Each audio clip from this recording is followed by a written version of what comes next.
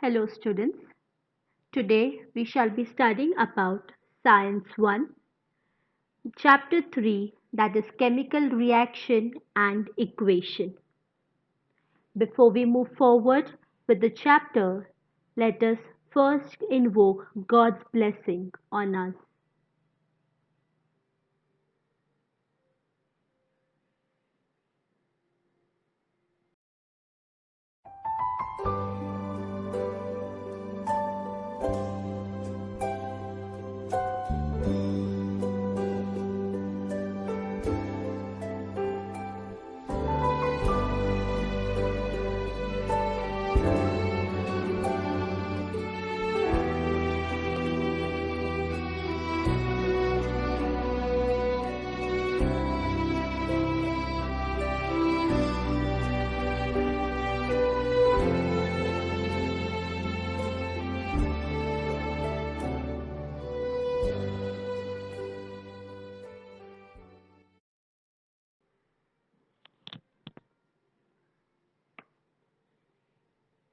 Before moving with the chapter, let us recall some questions which are mentioned on the textbook page number 30.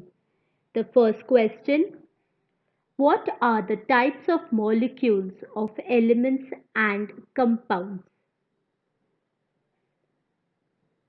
Molecules of elements have one or more atoms and they are exactly the same. But in case of molecules of compound, they are made up of different atoms. Now let's see with an example. If you see on the left hand side, helium and oxygen are nothing but element and they are made up of only one atom. For example, oxygen is made up of two atoms of oxygen and they're exactly the same. So molecule of elements have one or more atoms and they have to be exactly same. But when we move towards the right hand side, if you see, it is nothing but a water molecule compound, and water compound is made up of two atoms of hydrogen and one atom of oxygen. So a compound is made up of different atoms, whereas the element is made up of single atom and they have to be exactly same. Next question.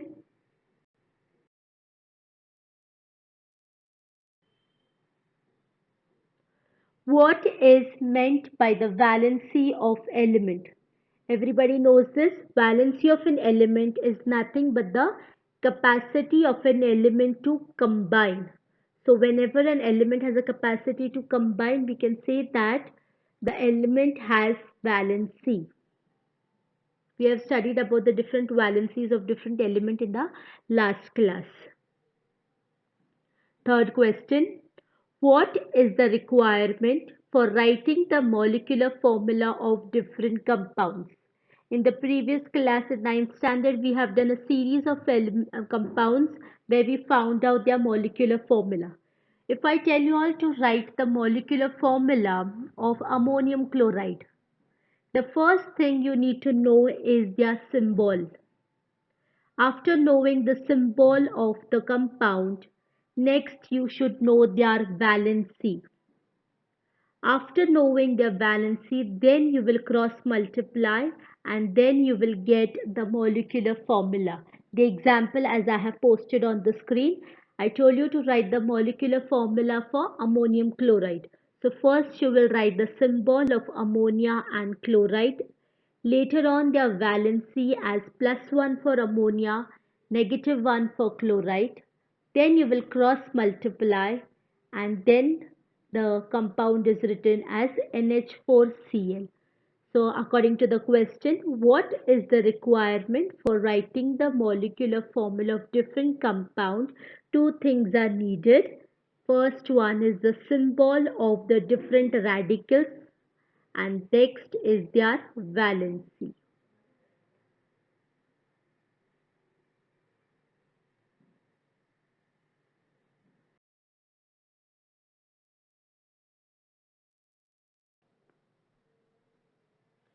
Compounds are formed by the chemical combination of elements. We have already studied about this in the previous class. The example is nothing but NaCl. If you can see in the picture, the atomic number of sodium is 11 and the electronic configuration is 281. For chlorine, the atomic number is 70 and its electronic configuration is 287. We already studied about valency. So the valency of sodium is 1 and that of chlorine is also 1. So when sodium loses one electron and chlorine gains that one electron, it has a complete filled octet. So sodium gives away its electron. Since it is giving away its electron, it turns into positive charge. Chlorine is taking the electron and that is why it turns to be negative charge. This positive and negative charge, that is electrostatic force, attracts the two atoms and they come together and an NaCl molecule is formed. One more example of this chemical combination is nothing but water molecule. Oxygen is 8, atomic number is 8, so its electronic configuration is 2, 6. In the second orbit, it has 6 electrons, so its valency is 2. Hydrogen, it has only one electron. It needs one more electron to complete its doublet state. So two hydrogens come together and they share electrons with oxygen. Here they do not give away electron, they are sharing the electrons. In the previous case of NaCl, Na is giving the electron and chlorine is taking the electron. But in water molecule, there is a sharing of electron taking place. So a chemical bond, to attain an electronic configuration, they usually give, take or share electrons with each other.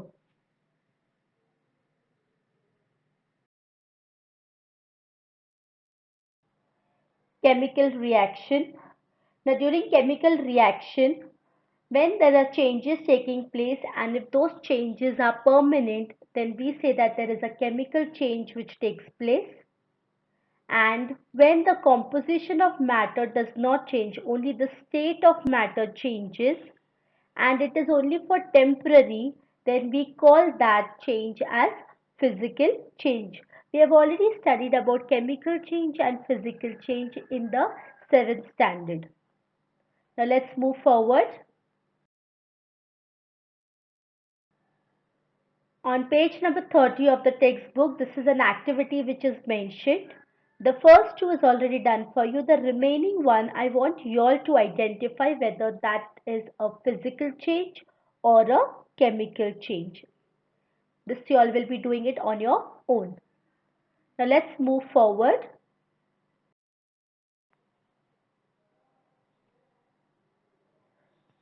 Now, there are some activities mentioned in the textbook. We will read it out and I will try to explain you all through this diagrammatic view. Take a spoonful of limestone powder in an evaporating dish. Heat it strongly on a high blue flame. So I take limestone powder. Limestone powder is nothing but calcium carbonate and I heat it on my high blue flame. What do I get is nothing but calcium oxide, which is white in color. So if I see the reaction, calcium carbonate, that is CaCO3, when I heat it, I get calcium oxide plus carbon dioxide gases released. So this is a chemical change. Why? Because the calcium carbonate composition is completely changed when it is coming after the reaction. So when the reaction takes place after product, it is a completely two different new compounds I am getting. There is a tabular column which we have to fill. So let's see what are the tabular column says.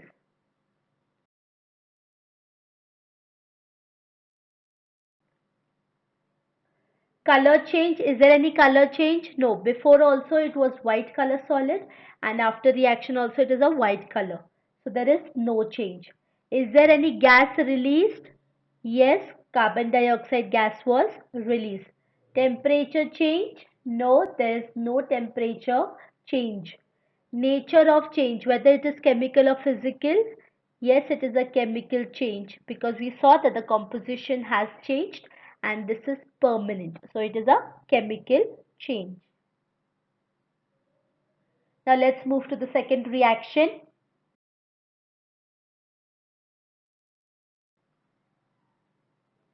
Add zinc dust to copper sulfate solution. So I take zinc dust and I take copper sulfate solution, and when I add it and my reaction takes place is nothing but this. Let me write it in the equation form. So CuSO4 plus zinc will give me ZnSO4 plus Cu. Copper sulfate solution is bluish in color, but when I react it with zinc, that means after reaction it becomes a colorless solution and my copper will settle down. So if you see here CuSO4 reacting with Zn will combine with SO4, that is sulfate, and zinc sulfate is formed and copper is released. So copper will settle down in my last flask. If you see in, sorry, flask, no, beaker. So the zinc sulfate is nothing but a colorless solution which is obtained and copper will settle down. Now let's fill up the tabular column.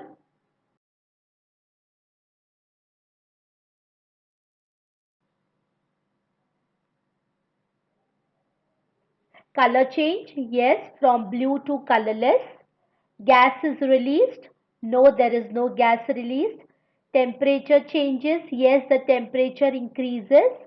And nature of change, if you see the reaction, you will not get copper sulfate back or zinc dust. So there is a chemical change which is taking place. Now we move to the third reaction.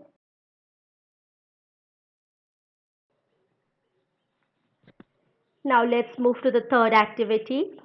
Add potassium chromate, that is K2CrO4 solution to barium sulfate BaSO4 solution.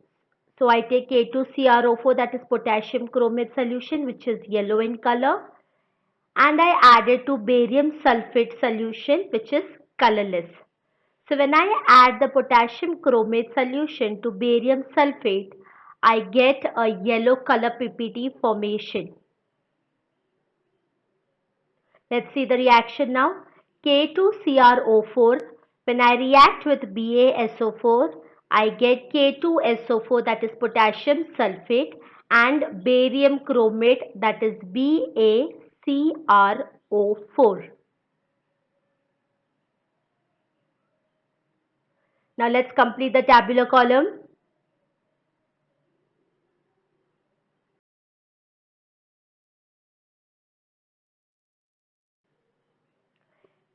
Color change, the color is yellow in color. Gas released, no gas is released. Temperature change, yes, there is an increase in temperature. Nature of change, whether it is chemical or physical, a chemical reaction takes place and therefore it is a chemical change which is taking place.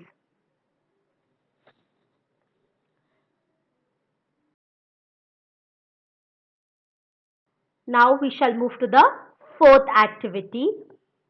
Add sodium carbonate, that is Na2CO3 solution, to calcium chloride, that is CaCl2 solution.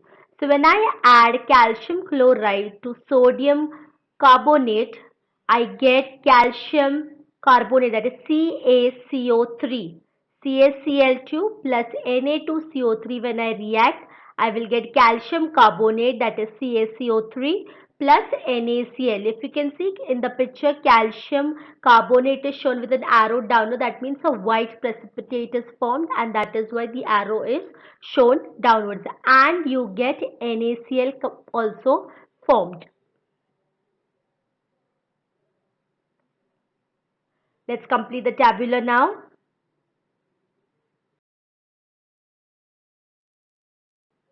Color change, yes, there is white color appearing, so there is a white color change.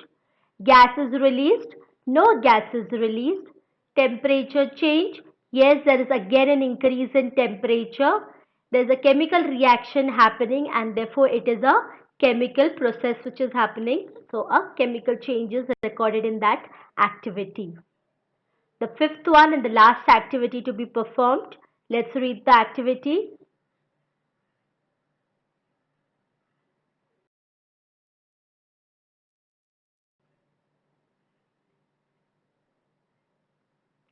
Take phthalic anhydride in an evaporating dish. Close the end of the stem of a funnel with a cotton plug. Keep this funnel inverted on an evaporating dish. Heat the evaporating dish on a tripod stand slowly on a low flame. What did you observe in the funnel during the heating? So I take phthalic anhydride and when I heat it, this is the way the apparatus has to be set up. It will kept in an evaporating dish and then the funnel over it. And when I start heating, what will happen? Sublimation process takes place. I hope you know what is sublimation. Solid directly turning into gaseous state without passing through liquid state. So same thing happens here. Phthalic anhydride gets converted into the gaseous state. And what you will observe that this phthalic anhydride will get covered on the flask on the not on the flask, sorry, on the funnel. It will get covered and again you will re-get the solid substance back. So this is the process which is happening. There is no chemical reaction involved here, only the physical state of the substance changes. Now let's see the now let's complete the tabular column.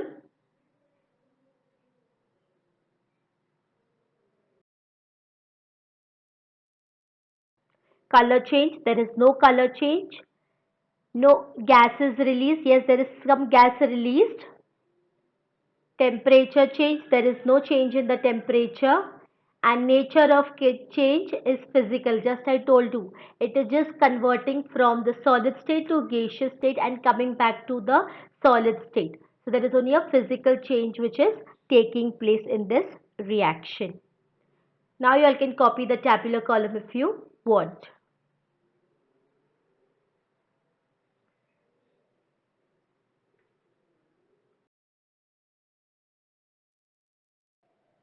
Now we shall move with the next topic, that is physical change. If you see physical change needs parameters. Now which are the parameters? Parameters such as temperature and pressure are needed for it to change.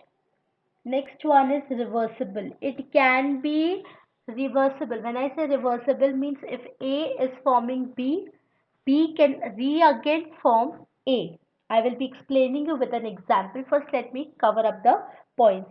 And the last one, there is no change in the composition of matter. This I have already explained in the previous slide when we were talking about chemical change and physical change.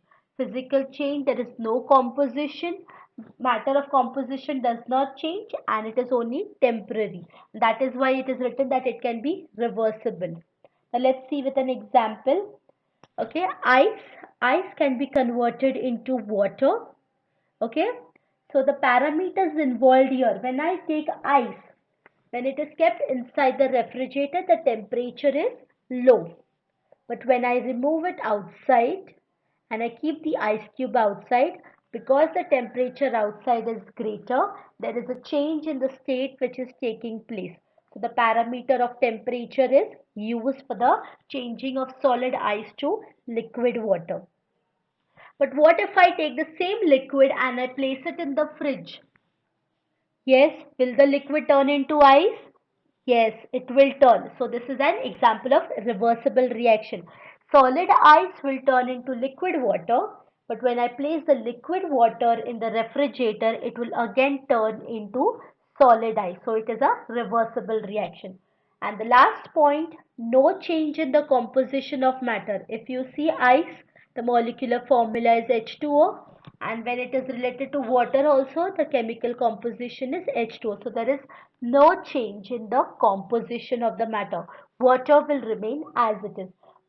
In the parameter, I also spoke about pressure. Now to give you an example of pressure is nothing but the cooking gas. If you say cooking gas, it is nothing but a gaseous state. But it is nothing but when there is a higher pressure applied, this gaseous state is converted into liquid, and that is why your LPG cylinders, which is there, is nothing but liquefied petroleum gas. Why? Because these gas under pressure, it is converted into a liquid state. It is transformed into liquid state. So physical change. It is only physical change. The composition of the gas is not changing, only from liquid to gas, sorry, from gaseous to it is converted into liquid. The moment you release the knob of the cylinder, this liquid will again convert into gaseous state. So this is an example of the pressure, and of the temperature I already gave you the example of ice converting into water. I hope everybody has understood about the physical change. So physical change, we have three things. The first one is parameters. In parameters, it is depending on temperature and pressure. Physical change can be reversible, and there is no change in the composition of matter.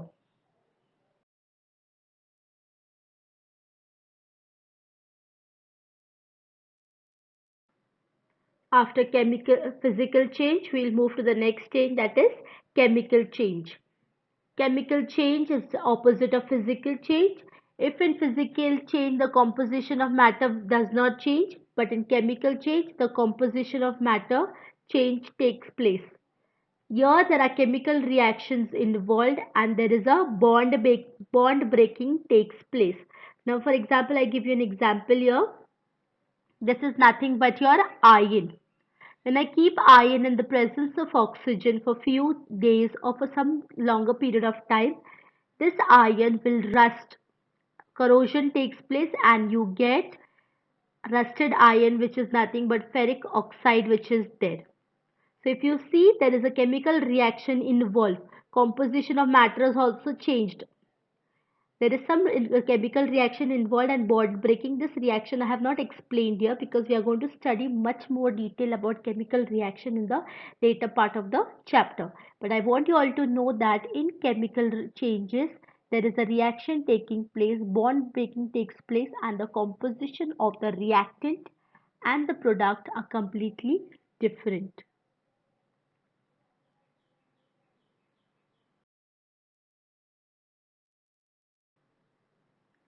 Chemical reaction. In chemical reactions, substances undergo bond breaking and they are transformed into new substances.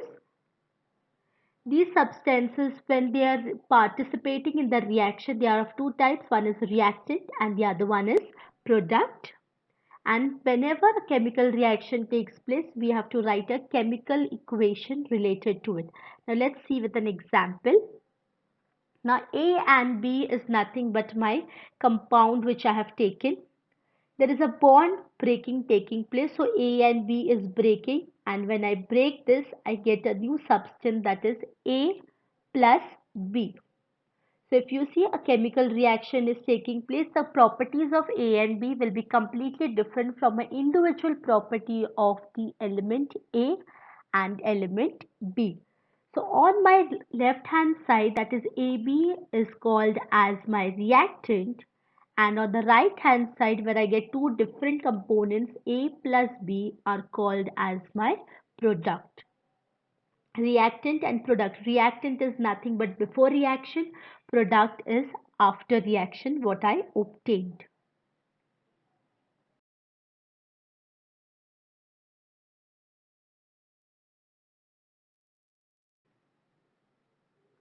Now what is a chemical equation? Let's see with an example now.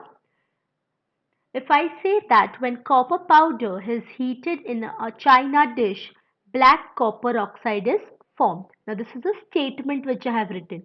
I have to write it in simple terms. So what will I say? Okay, copper plus oxygen, because copper powder is taken. So I write copper heated in a china dish. When I say heated in a china dish, that means in the atmospheric oxygen is reacting. So plus oxygen, it gives you copper oxide. They have written black copper oxide is formed. So my after product is nothing but copper oxide. This is also a representation of chemical equation. but this is called as a word equation. Let's see the definition now.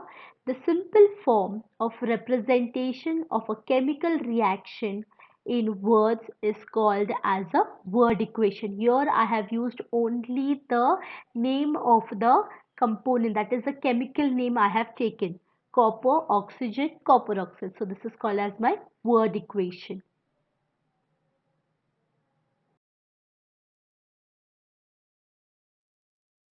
But if I have to be more precise and concise with my equation, I generally write with the help of a chemical formula.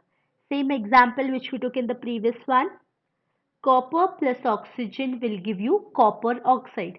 The chemical formula for copper is nothing but Cu, oxygen is O2, and when I react it, I get the component as copper oxide, which is nothing but CuO. This representation is nothing but the chemical equation. So representation of chemical reaction with the help of a chemical formula is called as my chemical reaction. Henceforth, in the further part of the chapter, we will be always writing reaction in the form of a chemical equation.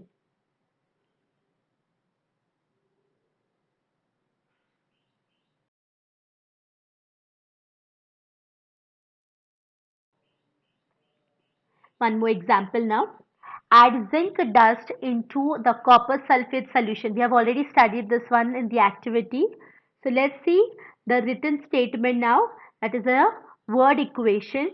Aqueous solution of copper sulfate plus zinc dust will give you aqueous solution of zinc sulfate plus copper.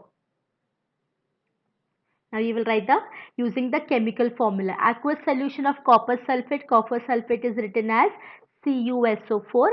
Zinc dust will be written as Zn. When I react it, I will get ZnSO4 plus Cu. Now let's see how it is. CuSO4 and Zn is nothing but your reactant, and ZnSO4 plus Cu is nothing but your product. So before reaction is reactant, after reaction what you obtained is nothing but your product. CuSO4 plus Zn. Now what happens here? Zn and CuSO4 attract together and a component ZnSO4 is formed and Cu is released. Cu is a metal which is released. We have already seen in the activities 1, CuSO4, which is bluish in color. After reaction, ZnSO4 will turn into colorless solution. Copper is nothing but a reddish brown metal which is there, so it will settle down. So this is the example of the word equation and chemical equation.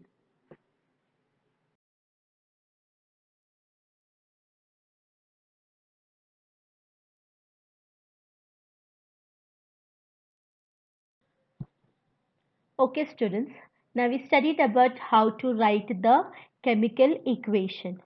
But there are some other things also which we should know while writing a chemical equation. So our next topic is writing of chemical equation. Substances undergoing changes are nothing but reactant, which I already explained you all. And the substances formed as a result are called as your product. Reactants are always written on the left hand side and the products are always written on your reactants are written on the left hand side and the products are written on the right hand side. There is an arrow in between the reactant and the product, and the arrow always faces towards the right. So it shows that from left hand side to right hand. So the arrow is pointing towards my right hand side. Plus sign is indicating that there are two reactants or two products are formed. So if it is only one compound is taking place in the reaction, you will not put. But if I take two or more compounds which are reacting together, then there is a plus sign indicated. And as a result, if I am getting two or more products, then a plus sign is added. For example, A plus B. So two components are present. So A plus B. This is my reactant. arrow mark showing that the reaction is taking place further, and I get a component AB, which is nothing but my product. So this is the way a chemical equation, this is a diagrammatic view I have shown you. In exam, you're not supposed to do diagrammatic, but just for explanation, I am showing you in the form of diagrammatic view. There are further more steps or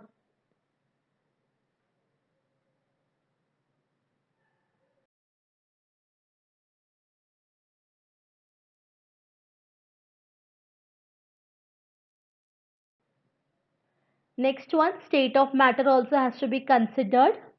So when it is solid, you will write S. When liquid, you will be writing L. Gaseous G, and aqueous medium is AQ. Everybody knows what is aqueous medium. We have already studied in the previous class. Aqueous means it is in the dissolved in water. Let's see few examples also now. I will show you all. Arrow pointing upward states the formation of a gas. So when a gas is released in the chemical reaction, an arrow pointing upward is shown. At the same time, if the arrow is pointing downward, that means a precipitate is formed. Let's see a few examples now. The first one, 2 hydrogen in the form of gaseous state plus oxygen in the form of gaseous state will give you water molecule, which is in the liquid state. So gaseous is converting into liquid state. That is why the state of matter is mentioned. Second one, magnesium solid plus 2HCl in the aqueous medium, that is in the diluted liquid, will give you magnesium chloride aqueous medium, and then hydrogen gas is released. Now here they have written hydrogen gas in the gaseous state. Next one, calcium carbonate plus 2HCl. When I react, I get calcium chloride. So calcium chloride is in the solid state, which is a residue left. So that is a solid state, plus water, which is in the liquid state, and carbon dioxide gas is evolved. It is given out, and that is why an arrow pointing upward. Next, NaCl in the aqueous medium plus AgNO3, that is silver nitrate, again in the aqueous medium. When I react, I get a precipitate of silver chloride, that is AgCl. Precipitate is arrow denoting downward, plus NaNO3, that is sodium nitrate in the aqueous medium I get. So I hope everybody has understood with this 4 example how the state of matter is also written. Arrow pointing upward shows that a gas is evolved, and arrow pointing downwards indicate the precipitation format, or precipitation is formed.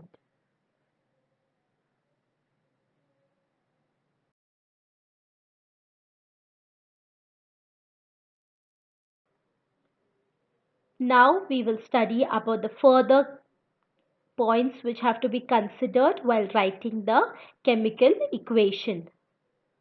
Heat provided. So if there is a reaction where heat is provided, it is written in the form of this triangular sign, and it is always written above the arrow. So whenever it is written above the arrow, it means that the reaction is taking place under heat or in the presence of heat. One is heat is provided, the second one heat is released. Next, third one, catalyst temperature and pressure.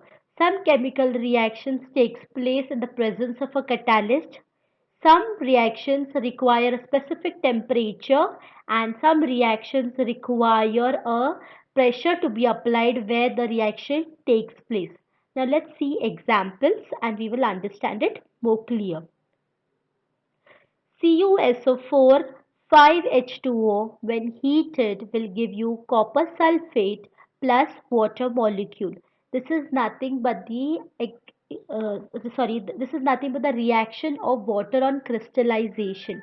So when I take copper sulfate and I heat it, so heat provided, that is triangular sign which is there, I get two different components, that is copper sulfate and water molecule.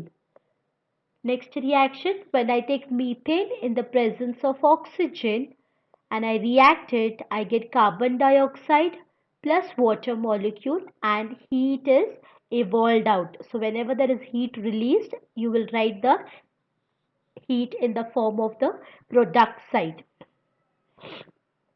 Next one, 5 hydrogen plus carbon monoxide. When I heat it in the presence of nickel catalyst at my 300 degree temperature, I get methane plus water molecule. So these are the examples where I have shown you all that if heat is provided, heat is released, or catalyst or temperature is used. But there is something more to it. If a solution is used, if a chemical which we are using may be either in the concentrated form or diluted form, that also has to be mentioned. Let's see each with one example. So the first one, copper in the solid state. When I react with HNO3, that is nitric acid, in the concentrated form, I get copper nitrate plus nitrogen gas and water, which is in the liquid state. So here I have used concentrated nitric acid. Same reaction I will do with the dilute one also. So when I'm doing it with dilute one, I mention it dilute.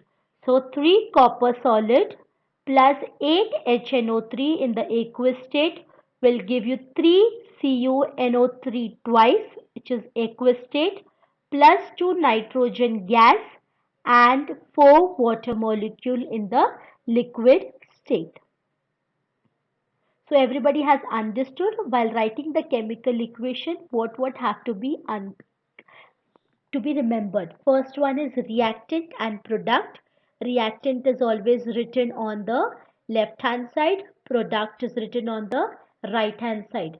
There is an arrow pointing from left to right indicating that the reaction is going towards the right side.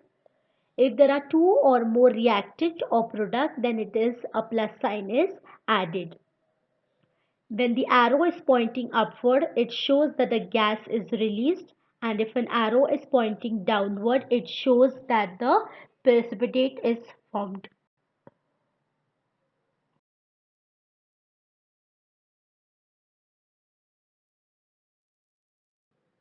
Then we have seen that if the substance is a solid, liquid, gaseous or aqueous medium, then that is denoted for the reactant as well as the product. Similarly, if heat is used, then the denoting the triangle sign on the arrow is used. If heat is released, then we write it on the product side after adding plus sign and then heat. Similarly, if a reaction involves a catalyst, temperature or a pressure is used at a specific temperature or pressure, if the reaction is done, then it is written on the arrow. If the solution is concentrated or diluted when it is used for a chemical reaction, that is also mentioned. So now we have studied how to write a chemical or what are the factors involved in writing a chemical equation. There's one activity which is mentioned in your textbook. This activity we have already done in the previous class. So what is this activity? It is nothing but AgNO3 aqueous medium is taken plus NaCl, that is your sodium chloride. So AgNO3 is silver nitrate plus sodium chloride is taken. Now if you see that picture over here, the first one, silver nitrate solution is taken in the test tube and sodium chloride is taken in the conical flask. First, it is not disturbed, it is left as it is and the weight is taken. After that, when I tilt my conical flask, then the solution A, that the solution from the test tube enters the solution in the conical flask and they mix. There is a chemical reaction which takes place. This chemical reaction leads in the formation of silver chloride, AgCl, which is nothing but a precipitate. So a white color precipitate of silver chloride is formed and NaNO3, that is sodium nitrate aqueous medium is formed. And when I weigh the conical flask now, if you see, the weight is exactly the same as my previous. So what can I derive from this activity is nothing but the total weight of the reactant is same as the total weight of the product formed during the chemical reaction. This is nothing but the law of conservation of matter, which we have already studied in the previous class. This law of conservation of matter is very important when we are doing a chemical equation. Whenever we are taking any chemical reaction or performing any reaction, if I take certain product A and B, after my reaction gets over, the product will also be of the same weight. And hence, to see to it that it is both my left hand side and right hand side are balanced, we have a further topic called as balancing of chemical equation.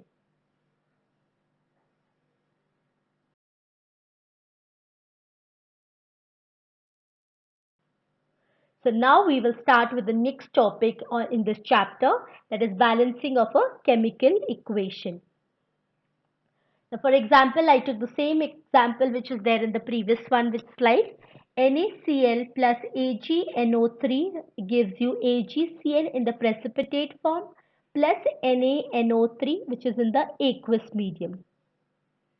Now we will see each element on the left hand side as well as on the right hand side.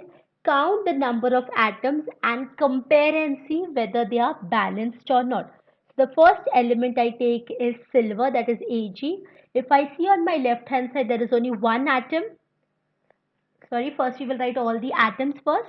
So Ag atom, N is nothing but nitrogen, O stands for oxygen, Na stands for sodium, and Cl stands for chlorine. Now let's go for right hand side. On the left hand side, silver atom is nothing but one, nitrogen is nothing but one, oxygen three molecules or atoms, sodium only one atom, chlorine one atom. Now let's move to the right hand side. Ag again one, nitrogen again only one, oxygen 3, NaNO3, so O3 is there, that means 3 atoms, Na 1 and chlorine 1. So if you see the tabular column, the left hand side and the right hand side both have equal number of atoms. So I can say that this equation is a balanced equation. Why? Because the number of atoms before in the form of reactant are same as the number of atoms in the product side. So this is an example of balanced chemical equation.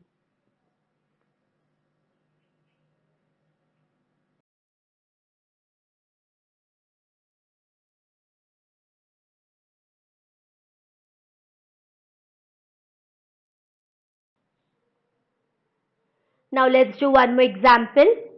FeS plus H2SO4 giving you FeSO4 plus H2S. First we will compare the number of atoms in the reactant side and the product side. So the tabular column is already shown. Let's take the element Fe, sulfur, hydrogen and oxygen. First you will count the number of atoms on the left hand side, that is on the reactant side. Fe is 1, sulfur are 2, 1 in FeS and 1 in H2SO4, so 1 plus 1 is 2. Hydrogen H2 means 2 and oxygen O4, so 4 atoms. Now let's move to the product side. Fe, in FeSO4 there is only 1, so Fe is 1. Sulfur, in FeSO4 there is 1s and in H2S there is 1s, so 1 plus 1 is 2. Hydrogen H2 again, so it's only 2 molecules, atoms, and oxygen FeSO4, so O4 means 4 atoms. So if you see the reactant side and the product side, the number of atoms are almost the same. This is also an example of a balanced chemical equation where the number of reactant and the number of atoms in the reactant side is same as that of the number of atoms on the product side.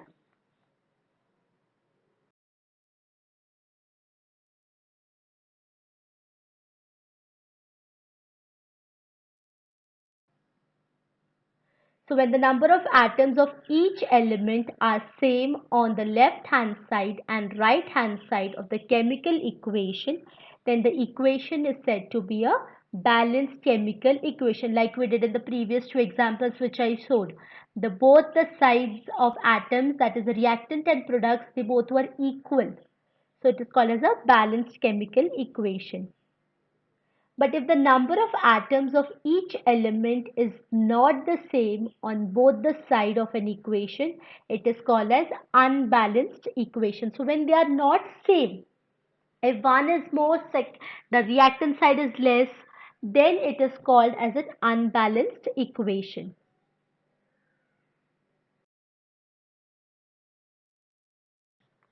Okay, students. Now we saw the definition of a balanced equation and an unbalanced equation. We saw two examples of how a balanced equation is there. But what if we get an equation which is unbalanced? So we have to convert the unbalanced equation into a balanced equation. So there are some steps involved in converting an unbalanced equation into balanced equation. Let's see that now.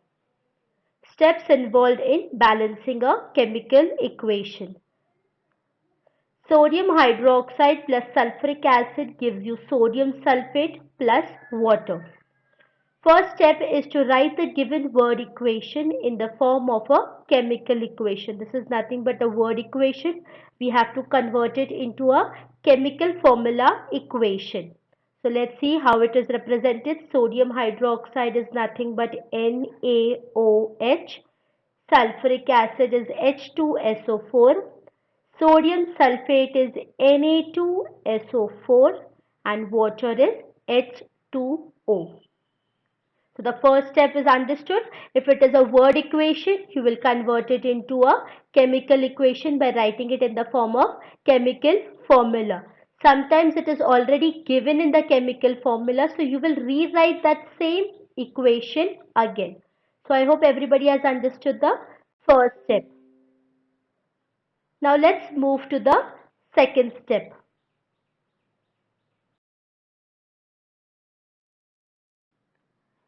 Now let's move to step 2. Let's see what step 2 says. Check whether the equation is balanced or not by comparing the number of atoms of various elements present on the two sides of the equation. So we have to see the before reactant and after reactant whether the atoms of the elements are same or not. Let's write the equation again now. NaOH plus H2SO4 gives Na2SO4 plus H2O. Now we'll make the tabular column where the reactant is on my left hand side, product on the right hand side, and all the elements which are there in the reaction are written. Na stands for sodium, O for oxygen, H for hydrogen, and S for sulfur. We will first fill up the tabular column for the reactant side, that is before arrow on my left hand side, and then we shall fill up the product side, that is after arrow. Now the sodium atom, Na before reactant, the number of sodium atom is nothing but 1. Oxygen is 4 plus 1. Now how 4 plus 1? In NaOH there is 1 atom of oxygen and in H2SO4 there are 4 atoms of oxygen. So 4 plus 1 which is equal to 5. Similarly hydrogen is 3. In NaOH there is 1 atom of hydrogen and in H2SO4 there are 2 atoms. So 2 plus 1 which is equal to 3. Sulfur is only 1. So I hope everybody has understood the reactant side. Oxygen and hydrogen everybody has understood. If not, I am repeating again. Oxygen is 5. Why? Because in NaOH there is 1 atom of oxygen and in H2SO4 there are 4 atoms. So 4 plus 1 which is equal to 5. Similarly hydrogen, in NaOH there is 1 atom of hydrogen and in H2SO4, H2 stands for 2 atoms of hydrogen. So 2 plus 1, which is equal to 3. Now let's move to the product side. Sodium Na2SO4. So Na2 means 2 atoms of sodium are present. Oxygen, 4 atoms of oxygen in Na2SO4, and in H2O there is only 1. So 4 plus 1, which is equal to 5. Hydrogen atom is 2, sulfur is 1. So if I compare the number of atoms on my reactant and product, do you think both are same? No. If you see the first one, sodium, in the reactant it is 1, but in the product it is 2. So there is an increase in the number of atoms. Oxygen, 5 and 5 both are equal. Hydrogen, the number of reactant is 3, but in the product side it is 2. Again there is an unbalanced number of atoms. And sulfur, both the side it is 1. So now we know that there are 2 atoms where there is an unbalanced situation taking place. Now we shall see the third step of how to balance this equation.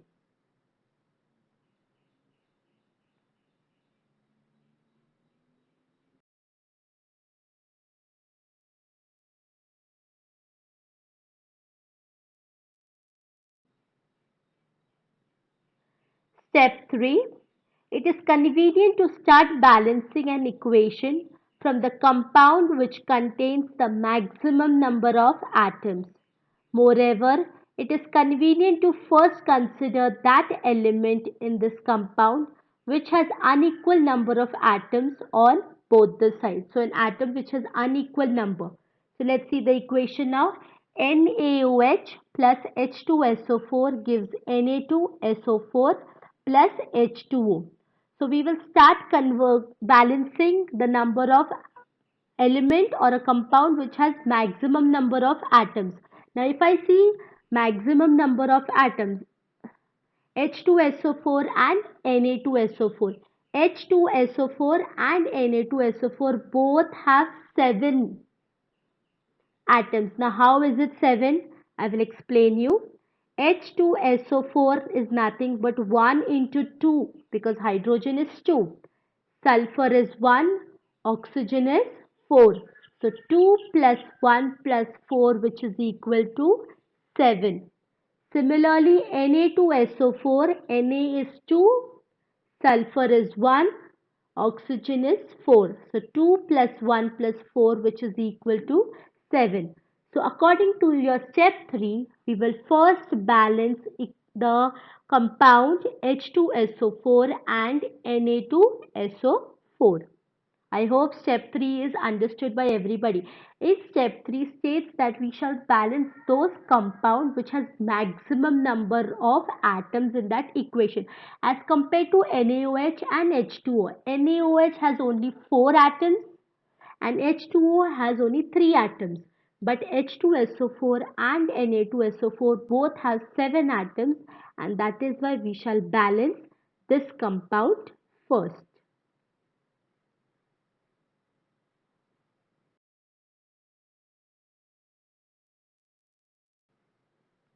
Again I write the equation.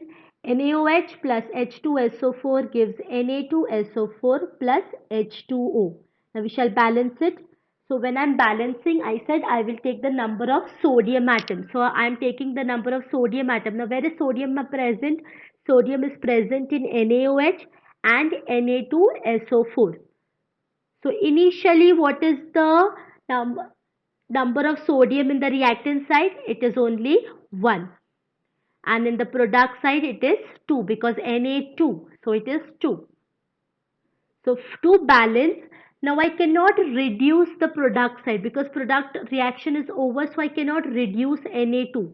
But I can increase my NaOH. So I will increase. So how will I increase? If I want them to get balanced, what will I multiply so that I get both as balanced? Definitely 1 into 2, because when I multiply 1 into 2, I will definitely get 2 as my answer. Now here one more thing has to be understood, that I need 2 sodium atoms. But the chemical formula of sodium hydroxide is NaOH. Since I want two sodium atoms, I cannot change my molecular formula to Na2OH because Na2OH does not stand for sodium hydroxide. If you write Na2OH, that means you are using some another compound or some another reactant for the reaction.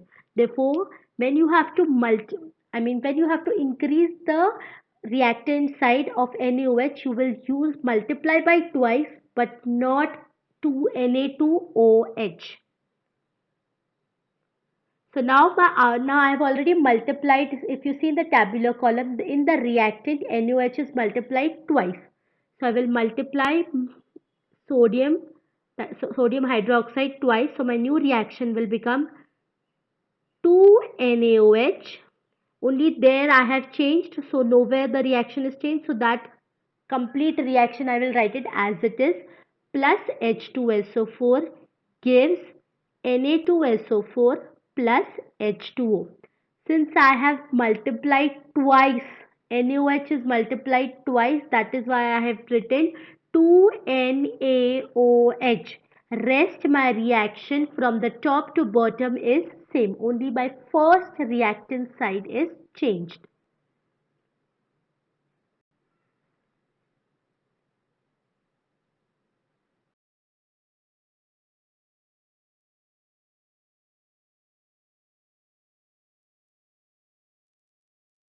So this is my new reaction.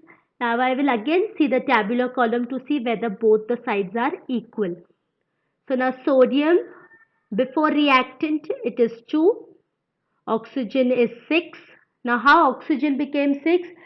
NaOH 2 times NaOH. So two molecules of oxygen are present in NaOH and 4 atoms are present in H2SO4. So 4 plus 2, which is equal to 6. Hydrogen becomes 4 because 2 of NaOH and 2 of H2SO4. Sulfur is only 1. I hope everybody has understood how did I get 6 of oxygen and 4 of hydrogen. 2 times of NaOH. So two atoms of oxygen are present in that NaOH compound, and in H2SO4 there are 4. So 4 plus 2, which is equal to 6, and for hydrogen 2 times of hydrogen in NaOH and 2 times of hydrogen in H2SO4. So 2 plus 2, which is equal to 4. Now the product side, Na2SO4, Na is 2, oxygen is 5, hydrogen is 2 and sulfur is 1. Again we have an unbalanced situation. Oxygen and hydrogen are unbalanced.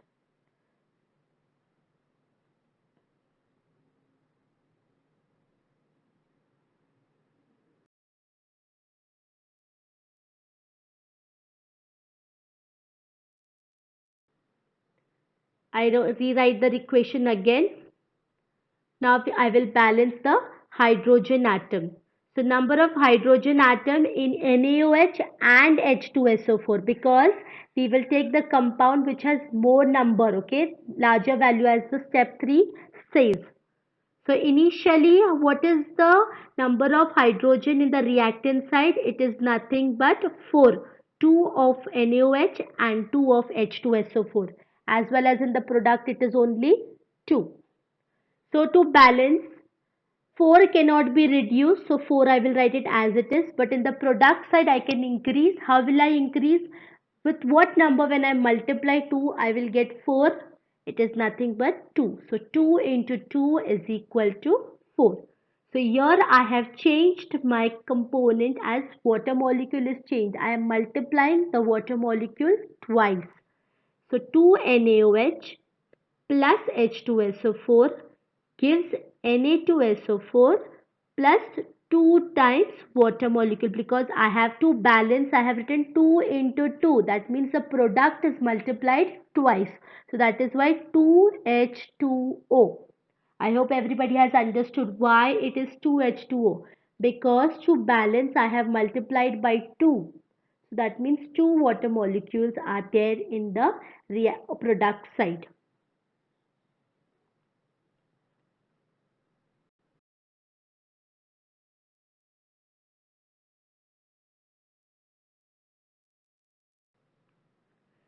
Now write down the final balanced equation. Before that, again, if you want, you can cross check whether the number of atoms in the before reactant and after reactant are same. If it is same, then you will write the final balanced equation, that is 2NaOH plus H2SO4 gives Na2SO4 plus 2H2O. If you want, you can check it now also. In the reactant side, there are 2 sodium atoms. In the product side also there are 2 sodium atoms. Oxygen before reactant is 2 plus 4, which is equal to 6. After reaction it is 4 plus 2, which is equal to 6. So oxygen is also balanced. Hydrogen before reactant is 2 plus 2, which is equal to 4, and after product H2 2 into H2, that is 4. So hydrogen is also balanced. Sulfur in H2SO4 there is 1, and in Na2SO4 also there is 1. So both the atoms in the reactant and the product side are balanced, and therefore this is my final balanced chemical equation. So these are the 4 steps of of converting an unbalanced equation into a balanced equation. We will be doing one more example now, so that it is understood by you all how to do an unbalanced equation into a balanced equation.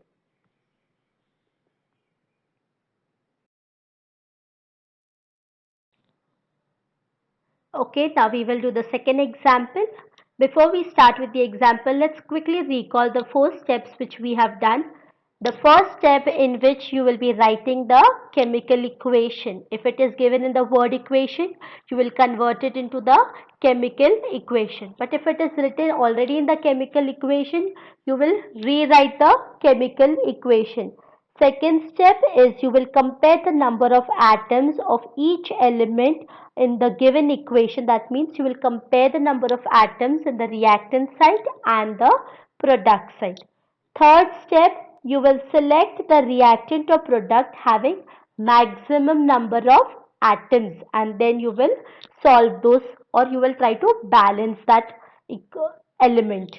And the last one, after you finish, you will rewrite the chemical balanced equation. So these are the 4 steps of converting an unbalanced chemical equation into a balanced chemical equation.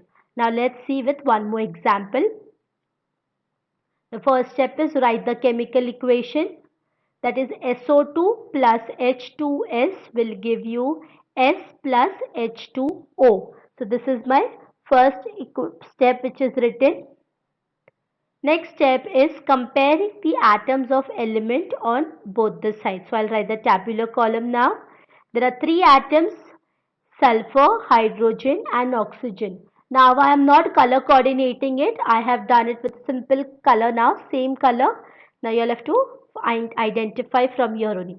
Sulfur, the number of reactant on the sulfur is nothing but 2. In SO2 there is 1, and in H2S there is 1. So it is 2. Hydrogen 2. Oxygen 2. Now we'll move to the product side. Sulfur is 1, hydrogen is 2, and oxygen is 1.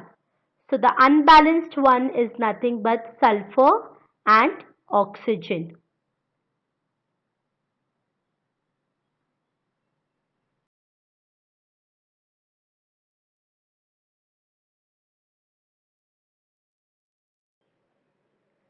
We have already saw in the previous step that sulfur and oxygen are unbalanced, and we shall balance those two now. So the third step now, choose the compound having maximum number of atoms. Let's see the reaction. SO2 plus H2S giving S plus H2O. So we shall balance the hydrogen atom first. So number of oxygen, we'll balance the oxygen atom first. So number of oxygen atom initially, if you see in the reactant side, SO2. So O2 has only two atoms. In H2O there is only 1. So to balance, we have to balance the higher side, that is a higher value. So the reactant will remain 2. In product, you have to get 2. So how will I get 1 into 2? So water molecule has to be doubled. So now I'll write the reaction SO2 plus H2S giving S and 1 into 2. So I have doubled the water molecule. So in the reaction I will write 2H2O. This is understood. To balance I have written 2, 1 into 2, and that is why 2 water molecules have to be taken, and that is why when I am writing the final reaction after balancing I am writing it as 2H2O.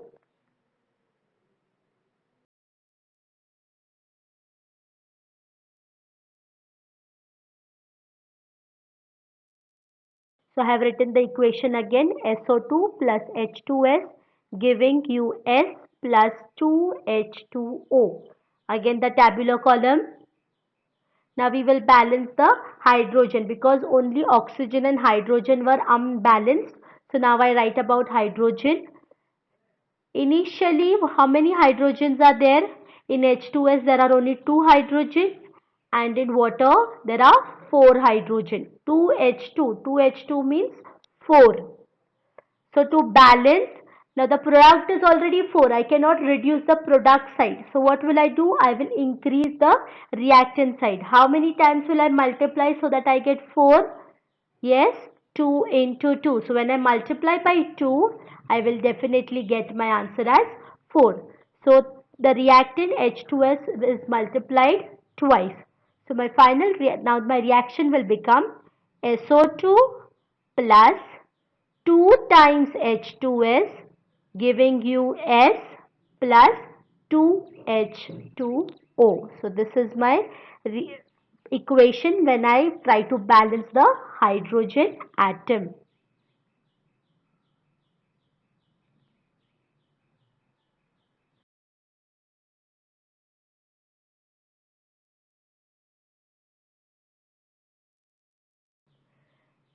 Now again I will try to see whether all the atoms are balanced or not. SO2 plus 2H2S giving S plus 2H2O. Now number of sulfur atoms I will try to balance and see. Initially sulfur is 3. How 3? SO2 has 1 and H2S has 2. So 2 plus 1, that is equal to 3. And in the product side there is only 1. So to balance, I have to increase the product side. To get my answer as 3, I will multiply by 3. That is, product side will be 1 into 3. So my reaction will become, the final equation will become SO2 plus 2H2S giving you, now sulfur I have multiplied thrice. So it will become 3S plus 2H2O.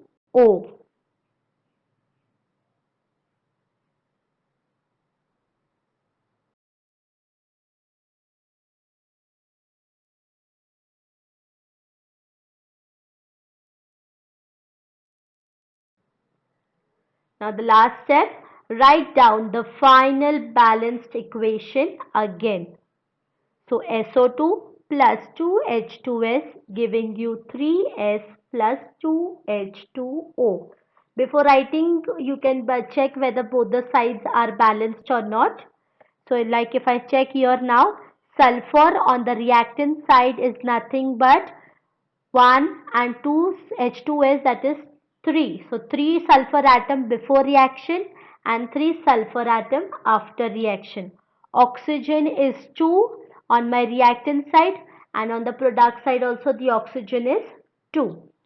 Hydrogen is 4 on the reactant side, hydrogen is 4 on the product side. So if you see the before reactant and after reactant, the number of atoms are almost the same, and that is why this is also a balanced equation. It was an unbalanced equation which through steps I have converted into a balanced chemical equation. So I hope everybody has understood the 4 steps which are involved in converting a unbalanced chemical equation to a balanced chemical equation.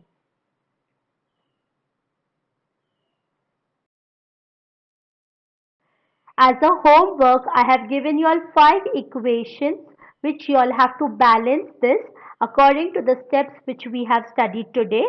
And in my next video, I shall be providing you the only answer to this balanced chemical equation. You all can cross check your answers. Please note down these equations.